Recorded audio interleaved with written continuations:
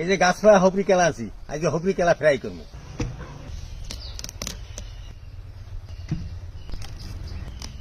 একদম গাছ পাড়া কেলা, খাইয়ে দেই।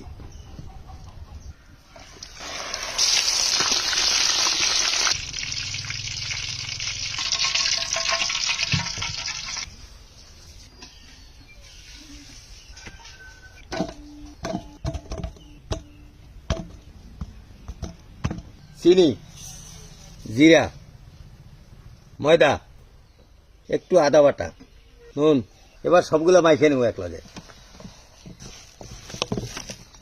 গাছ পাকা কলা ফ্রাই করবো, সেই মজা লাগবে।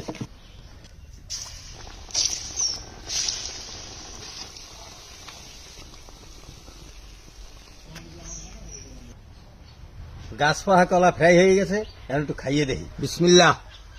সেই মজা হয়েছে, সেই মজা।